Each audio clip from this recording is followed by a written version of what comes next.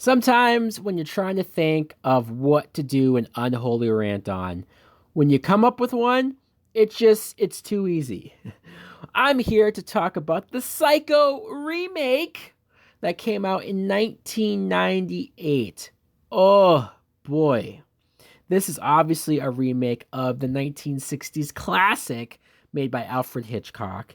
And even from the 60s, I can watch that movie today. I can watch it right now and still be invested, still be glued in on the way it was shot, the way it was made, the way it was acted. Just everything worked perfectly. And the story has its twists and turns that you latch onto and you're fascinated by. Hell, we've even had a whole TV show dedicated to this story. Cut to the remake, directed by Gus Van Sant, who I know has directed some good movies. I do like Good Will Hunting very much. But what went wrong here? Who thought this was a good idea to do a shot for shot remake? Obviously, Mr. Van Sant did. It'd be different if he was just a guy who was looking for work. He needed a big break. A producer came along and said, "Hey, kid, why don't you make this movie and you have to do it this way?" All right, well, I guess I have to do it. No, here's a guy who already was with a decent track record, or at least going in that right path. And it was his idea to take a film that's already a classic, that's already perfect, that you can already watch as is and enjoy it. Why would you do a shot for shot remake? Why? Oh, it was an experiment. Oh, it was because I just wanted to see if I could pull it off. Well, then do it on your own dime and your own time and show it to your friends and family, people who might give a shit. Don't put this in the theater for us to have to pay, sit down and watch. And especially, I could only imagine, because I obviously didn't see this in the theater, much too young at the time, but I can only imagine going to the theater, watching this film, and realizing what this is. Realizing that you just got gypped and that you were just bamboozled into watching what basically is a lesser than version of Psycho. Basically, just the lamest version of this film that you could think of. Our main character, Marion Crane, is played by Anne Heche. Oh, mistake number one, Gus. You cast Anne Heche, possibly one of the most unlikable actresses that I've ever seen. I mean, I've never been into Anne Heche. She's fine in maybe a couple of films, but I don't know. I don't buy her as this character. I don't buy her in this role. The main reason why I don't buy her is she already comes off as somebody that would do this. In fact, she comes off more as somebody that this would be her idea to steal this money and run off with her boyfriend and do what Marion Crane will do. You have to cast somebody who you never would think would do something like this. Cast somebody who comes off as the good girl or somebody that would never, like, can you imagine Julia Roberts in a role like this where you're like, yeah, no, she would never do this. And then she gets convinced or she's so in love that she does it. And it would be fascinating to watch an actress that normally doesn't play bad characters to do something bad. You redo all the scenes of her taking the money, going to her office, trying to skip out, and you redo her driving off and being stopped by the cop. Like, we do all of this and we do it shot for shot. Once again, you could literally put on both films and everything would probably happen in the same number of time, the same amount of space that it takes up. It's a waste. It's a waste of space, this film. It's a waste of time, effort, and money that was wasted.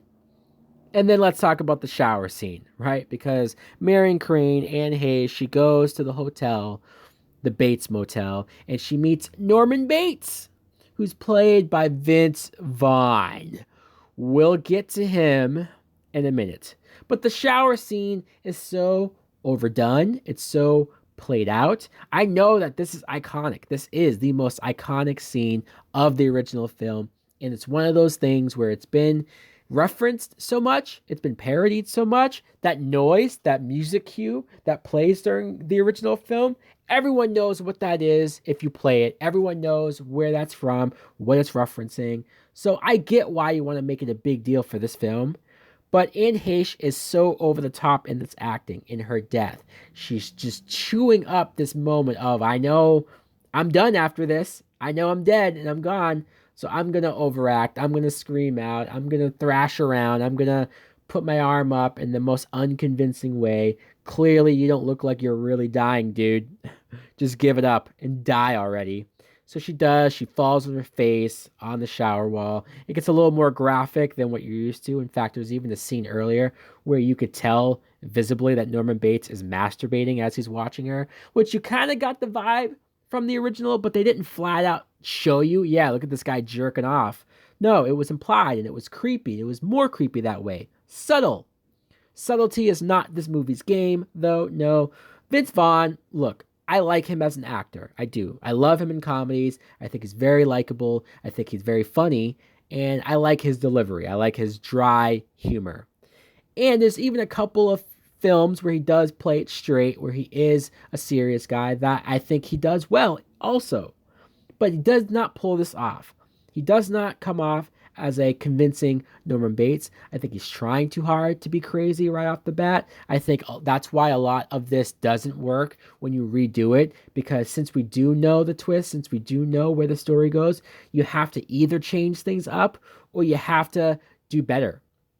You can't give me a lesser version, man. You can't give me Vince Vaughn pretending to outdo Anthony Perkins, because he's not going to pull that off. He's not going to pull off that nice, boyish, childish like behavior that comes off endearing and comes off likable at first.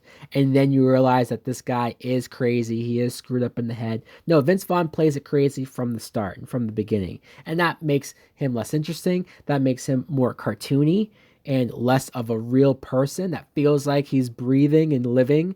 No, it just feels like he's somebody that knows what this story is doing, knows already where it's going to go, because we do, so they're just throwing it in your face. William H. Macy plays the inspector, who is fine, but them redoing his death scene is so laughable. I know that, again, shot for shot, but the 60s film was going off of technology and capabilities that it had for the time. So there's no reason to redo that shot for shot the same exact way with the same close-up of William H. Macy as he's falling down the stairs in a cheap, awful way. Again, if you're going to redo this, if you're going to remake it, then remake it better. Shoot it better. Shoot it in a way where you go, oh, wow, I actually like the way this was shot more so than the original. That's why it doesn't work, because you're just copying the original film and you're not providing improvements. You're not providing anything that could make somebody sit back and go, wow, I like the way this was done better.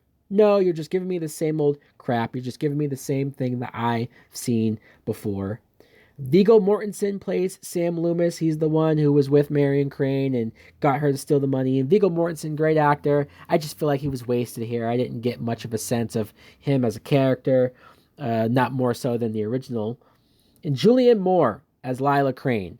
Julianne Moore, great actress, and I just am sad because sometimes I see her in films and I go, you're so much more talented than this. You're capable of so much more than this. Luckily, she has been doing better lately, and she has gotten her Oscar, and she has been doing much more serious films and getting recognized for her talent. This shot-for-shot deal, look, it's something that I would probably do in my spare time or when I was in college for filmmaking, and like, hey, let me just see if I can pull this off. Let me just see if I could recreate what a true master at his craft Hitchcock could do.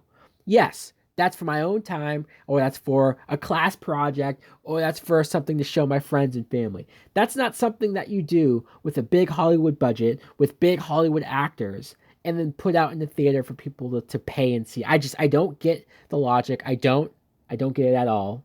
The only difference, really, if you're being honest, is that it's in color, and that doesn't add anything to detail either.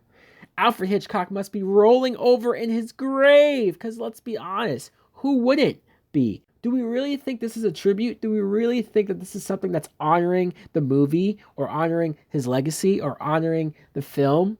Can you imagine if there are people, and there just might be people, who this is their first version of Psycho. This is the first Psycho film that they saw, and maybe ever saw, because they thought it was awful. They thought it was terrible. I guess I should talk about when Vince Vaughn gets discovered as the killer and he's wearing the wig and the robe and he looks absolutely utterly ridiculous. He doesn't look scary, he doesn't look creepy, he doesn't look intimidating. Maybe it's partially because he is in so many comedies, but I saw this and I thought, is this SNL that I switched to? When he comes down to the basement and Julianne Moore saw the mother's body and then he attacks her. Come on, people. And then the last shot where they even redo the explanation scene. This is criminal. This is laughable.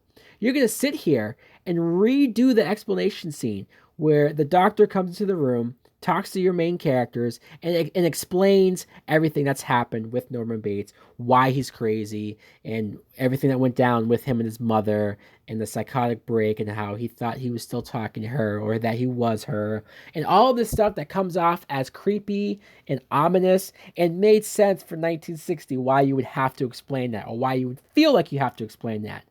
Come this time, we're smart. You can retell this in other ways. You could have given us backstory or flashbacks of young Norman and his mom. You could have given us more situations or more scenes of Norman struggling with this, or more scenes of him talking to himself or talking to his mom, maybe in the mirror, or just so many different ways of exploring this relationship other than just redoing the same shit and then redoing the explanation scene, which you're a remake. You don't have to explain everything the same way that the original does. It's dumb, dumb, just dumb. Man, I can't stress enough how much of a failure this was, how much of a bad idea this was, how much the studios are probably kicking themselves in the head because you've never seen this again. I mean, I can't think of another horror remake that did it shot for shot and did it so lazily and miscasted almost everyone so bad. This might be the worst horror remake of all time because I'm having trouble thinking of a worse one. So, guys, this was a chore. This was brutal to sit down and rewatch Psycho. I can't see myself ever doing it again. Clearly, just leave the films alone. If they don't need to be remade, if they were already great the way that they were, leave it alone. Please.